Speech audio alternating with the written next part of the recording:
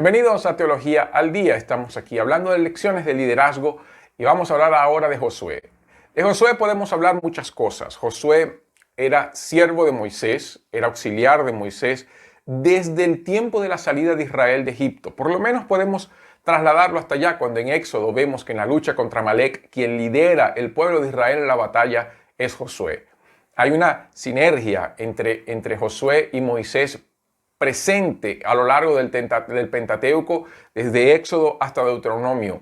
Moisés está, Josué también. Moisés y Josué andan juntos. De Josué sabemos muy poco, pero lo que sabemos es que nunca se despegó de Moisés. Josué es aquella persona que quiso aprender de Moisés. Y ahí vemos el corazón de Josué diferente al corazón del pueblo.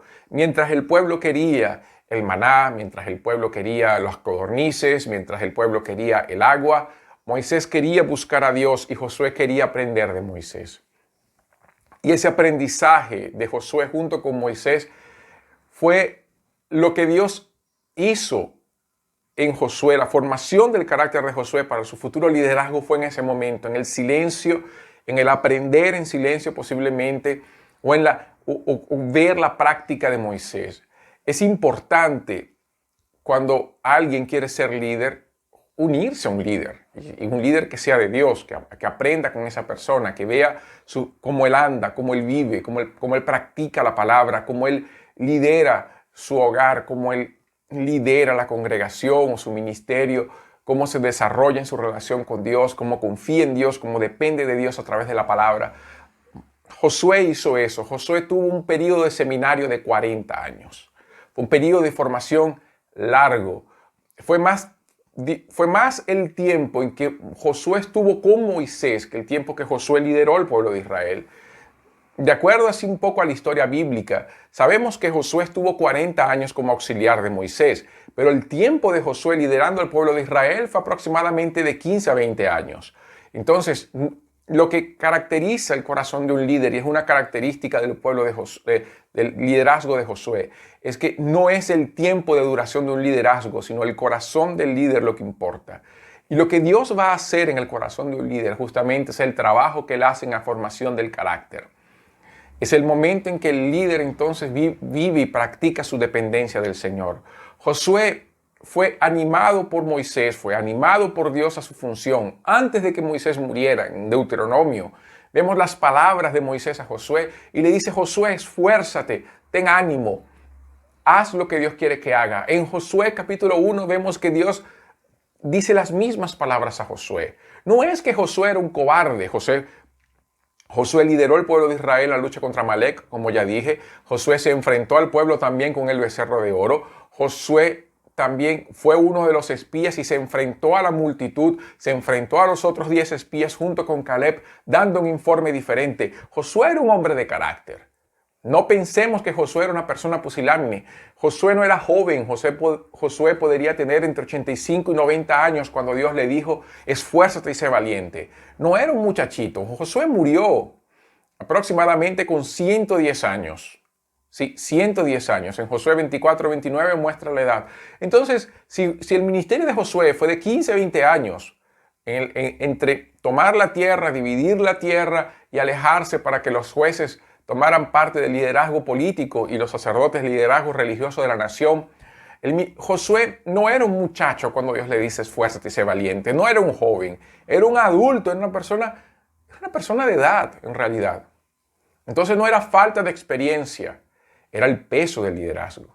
Era la misión que él sabía que él tenía que hacer. ¿Por qué? Porque él había ido para la tierra prometida. Él conocía el camino, conocía todo, conocía a los enemigos y sabía que era importante depender de Dios para la victoria. Y esa es la lección del liderazgo de Josué. La dependencia de Dios para tomar decisiones aun cuando el resultado parezca obvio. Dos momentos en la historia del liderazgo de Josué donde las decisiones fueron tomadas sin consultar a Dios. La primera vez que lucharon contra Jai. La primera vez que lucharon contra Jai, ellos se confiaron porque la ciudad era inferior a la ciudad de Jericó. Ellos habían visto la gloria de Dios en Jericó. Ellos habían visto todo y dijeron: bueno, Dios actuó en Jericó. Ahora que esta ciudad es tan pequeña, no necesitamos buscar a Dios. Entonces vamos, porque una situación bien fácil, vamos. Y perdieron. ¿Por qué? Por causa del pecado de Acán. ¿Qué nos enseña ese pedazo? Nosotros comúnmente decimos que vamos a orar por las situaciones difíciles porque las fáciles las vamos a resolver nosotros. Y eso no es verdad. A veces lo obvio no es obvio. Y es mejor depender de Dios hasta en las decisiones más pequeñas, cuando hablamos de liderazgo, y no tomar en función el sentido común. El sentido común es engañoso, pero la dirección de Dios es permanente y es correcta. Entonces, no existe cosa pequeña en realidad para Dios. No existe una decisión mínima que podemos nosotros asumir bajo nuestro propio riesgo. Podemos depender de Dios en las decisiones de la vida. Y eso nos lleva también al caso de los gabonitas. Dios le había dicho a Josué que tenía que exterminar todos los pueblos de la nación de Israel. Todos los pueblos que estaban en la tierra de Canaán deberían ser extintos, menos los pueblos vecinos de la región. Ellos se podrían hacer alianzas con ellos y ponerlos en situación de servidumbre. Los gabonitas supieron de eso, entonces hicieron toda una tramoya para engañar a Josué, y de hecho lo hicieron, y la Biblia dice que fueron engañados porque no consultaron al Señor.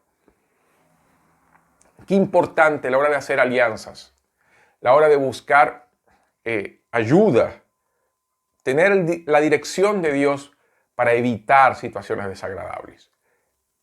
No pasó mucho tiempo cuando Josué y los ancianos de Israel supieron que fueron engañados por los gabonitas, pero como habían jurado en nombre del Señor, nada podían hacer. Fueron dos detalles del ministerio de Josué que nos muestran la importancia de buscar a Dios por dirección, aún en las cosas que parezcan obvias. El último aspecto que yo quiero hablar es justamente el final de la vida de Josué. Algunas personas critican a Josué porque no tuvo un sucesor. Y dicen que el ministerio de Josué fue un ministerio fracasado porque no tuvo un sucesor. Pero siendo sinceros y observando la Biblia, entendemos que Josué no tuvo sucesor porque, primero, así era la voluntad de Dios. Dios no quería un caudillo en Israel. Dios quería evitar justamente ese pensamiento caudillista del pueblo de Israel, ese pensamiento de un rey.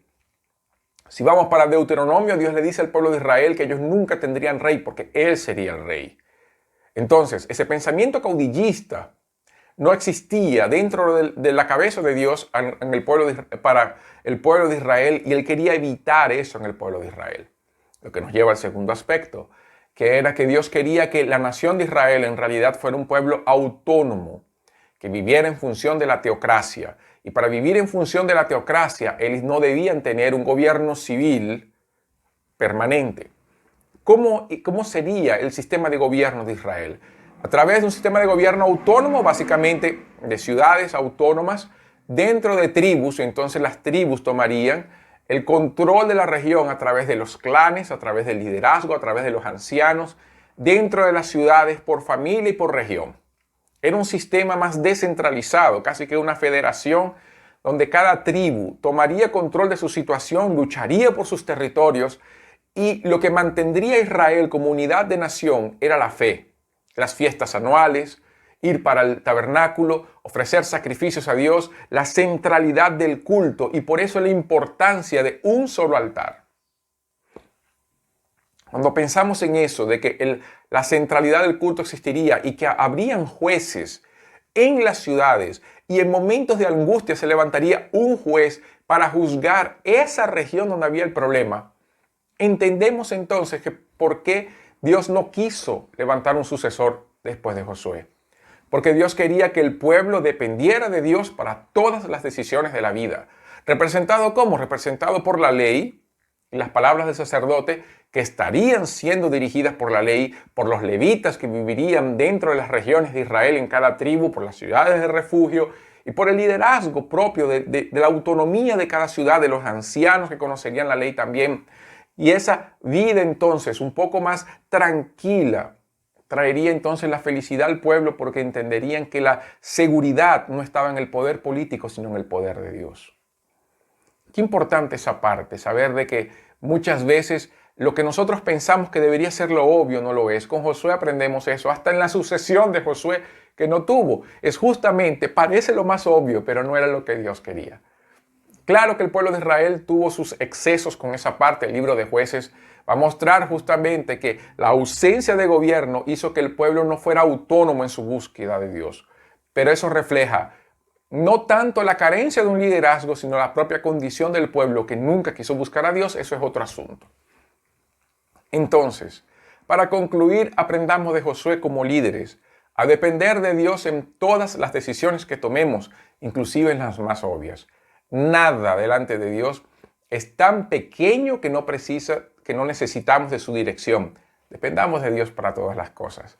Con eso encerramos Teología al Día. Participe de nuestra comunidad aquí en las redes sociales, en YouTube, Facebook, en las plataformas de podcast de Spotify y Deezer. Acompáñenos, inscríbase, coloque las actualizaciones y participe de todo lo que tenemos preparado para ustedes. Esto fue Teología al Día.